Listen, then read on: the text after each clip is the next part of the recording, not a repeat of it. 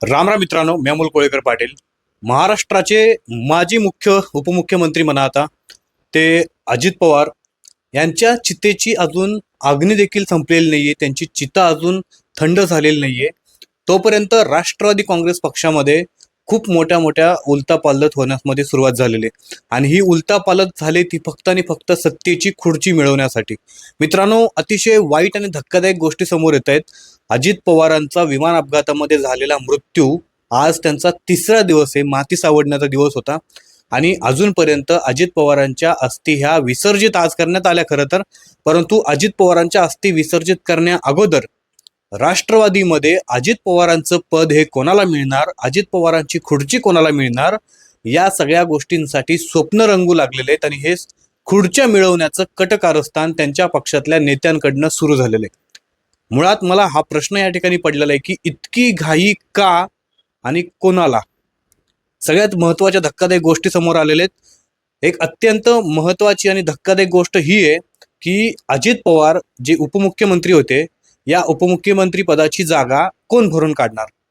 तर प्रफुल्ल पटेल यांचं असं म्हणणं आहे की अजित पवारांनी राष्ट्रवादी काँग्रेस पक्षाला खूप काही दिले, राष्ट्रवादी काँग्रेस पक्षासाठी खूप मेहनत केली आणि त्यामुळं पवार कुटुंबातला किंवा अजित पवारांच्या घरातला या उपमुख्यमंत्री पदासाठी एखादा उमेदवार असावा किंवा व्यक्ती असावा असं प्रफुल्ल पटेलांचं म्हणणं आहे.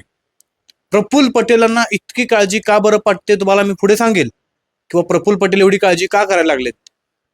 सगळ्यात महत्वाचं, सुनेत्रा पवार या राष्ट्रवादी काँग्रेस पक्षाच्या गटनेत्या होतील आणि गटनेत्या झाल्यानंतर उद्या संध्याकाळी 5 वाजता सुनेत्रा पवार ह्या उपमुख्यमंत्री पदाची, महाराष्ट्राच्या पहिल्या उपमुख्यमंत्री पदाची शपथ घेतील अशा प्रकारची माहिती छगन भुजबळांनी दिली.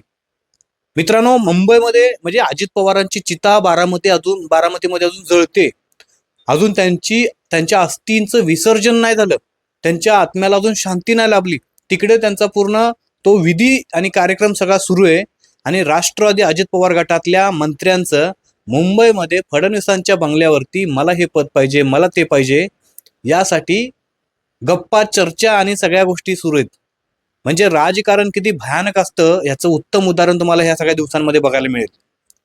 एका बाजूला जे कालपर्यंत अजित पवार गेले म्हणून धाई मोकलून रडणारे, आज वर्षा बंगल्यावरती म्हणजे देवेंद्र फडणवीसांच्या बंगल्यावरती मला हे पद मिळावं, मला ते पद मिळावं, मला या पदाचा मलाही मिळावी, मला त्या पदाचं मलाही मिळावी, यासाठी तिकडं आपल्या चपल्या झिजवायला लागलेत, उंबरी झिजवायला लागलेत.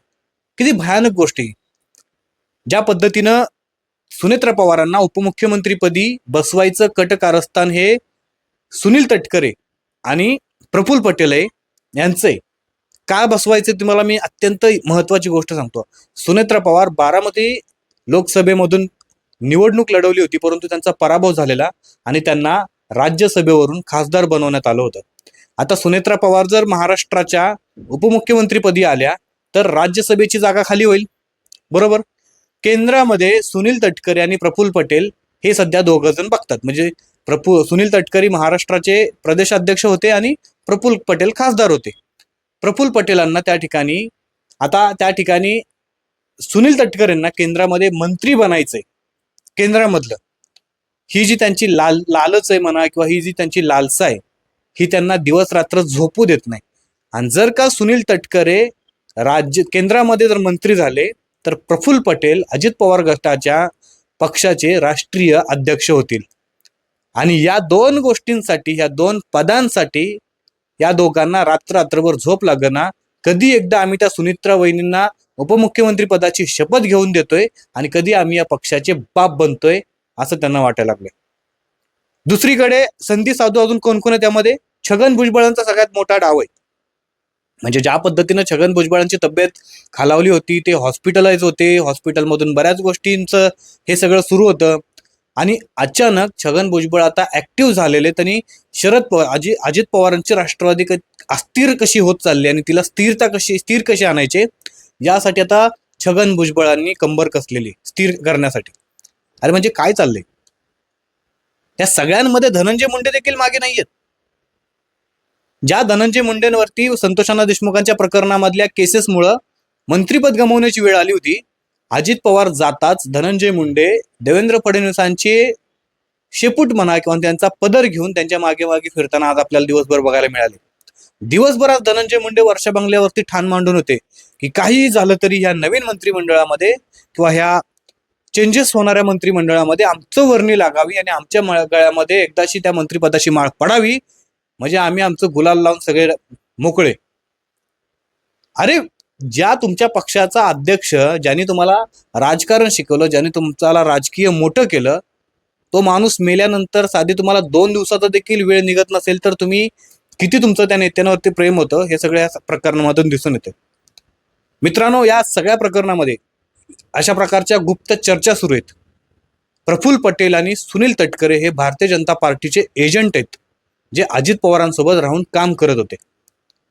आणि आजही ते भारतीय जनता पार्टीचं एजंट म्हणून अजित पवारांची एनसीपी ही शरद पवारांच्या एनसीपी सोबत कशी मर्ज होऊ नये यासाठी ते प्रयत्न करतात. म्हणजे कालपर्यंत बघा ना, मला वाटतंय अनेक नेते, जयंत पाटील असतील, आपले सुशील कुमार शिंदे असतील, आपले शशिकांत शिंदे असतील, जे शरद पवार गटाचे प्रदेशाध्यक्ष आहेत, यांची अशी वक्तव्य आलेली की ही दोन्ही पक्ष लवकरात लवकर एकत्र कशी होतील हे दादांचं स्वप्न होतं किंवा दादांनी तशा प्रकारच्या सूचना दिल्या होत्या. याच्यावरती जास्त विचार केला पाहिजे. आणि सुनील तटकरे असतील, प्रफुल्ल पटेल असतील, धनंजय मुंडे असतील, छगन भुजबळ असतील, हे लोक राष्ट्रवादी पवार म्हणजे राष्ट्रवादी पक्ष, अजित पवार गट हा शरद पवारांच्या राष्ट्रवादीमध्ये कसा मिळणार नाही किंवा उशिरा मिळेल यासाठी हे लोक प्रयत्न करतात. कारण सगळ्यांना दिसतंय जनता काय आंधळी नाहीये. जितका फायदा छगन भुजबळांना, धनंजय मुंडेंना, सुनील तटकरेंना आणि प्रफुल्ल पटेलांना अजित पवारांची राष्ट्रवादी वेगळी राहिल्यानंतर मिळेल, तितका फायदा मला नाही वाटत शरद पवारांच्या बाजूनी जर अजित पवारांचा गट गेला तर त्यांना मिळेल. आणि म्हणून त्यांची किंमत कुठेतरी कमी होऊ नये म्हणून यासाठी शरद पवारांसोबत ती युती करायसाठी प्रयत्न करत नाहीत किंवा तशी त्यांची इच्छाही नाही, असं एकंदरीत दिसते आपल्याला. 2 गोष्टी बघायला मिळाल्या. एका बाजूला अजित पवार पक्षात गटातले हे सगळे संधी साधू अजित पवार जाताच मला मंत्रिपद कसं मिळेल, मला राष्ट्रीय अध्यक्षपद कसं मिळेल राष्ट्रवादी काँग्रेस पक्षाचं, माझ्याकडे कसं मंत्रिपदाची माळ लागेल, मला एखादं खातं कसं मिळेल, ह्या सगळ्या गोष्टीसाठी मुंबईमध्ये त्यांच्या अनधिकृत, मला ती गोष्ट बोलायची नाही, परंतु देवेंद्र फडणवीसांकडे ते हे करतायत. आणि शरद पवार एका बाजूला, दुसऱ्या बाजूनी आज नीरा नदीच्या होणाऱ्या प्रदूषणाबद्दल पाहणी करण्यासाठी आपल्या पुतण्याचं दुःख विसरून आज ते कामाला लागले. म्हणजे तुम्ही विचार करा कशा पद्धतीचं राष्ट्रवादी काँग्रेस पक्षामध्ये राजकारण सुरू आहे. कालपर्यंत अशा चर्चा सुरू होत्या की दोन्ही पक्ष एकत्र येतील, एकत्र आल्यानंतर या सगळ्या पक्षांची धुरा एकतर शरद पवार सांभाळतील किंवा शरद पवार तशा प्रकारचे सिस्टम तयार करून ठेवतील की कोणाला कुठलं पद मिळेल, कोणाचं काय मिळेल. पण जर का शरद पवारांकडे राष्ट्रवादी दोन्ही एकत्र आल्या तर मग मात्र प्रफुल्ल पटेलांचं जे स्वप्न आहे त्यांना राष्ट्रीय अध्यक्ष बनायचं किंवा सुनील तटकरेंचं जे स्वप्न आहे की त्यांना केंद्रामध्ये मंत्री बनायचं, हे कसं काय शक्य होणार आहे. इतका नीच आणि खालच्या थराला जाणारं हे राजकारण तुम्हाला अजित पवारांच्या अपघातानंतर बघायला मिळेल.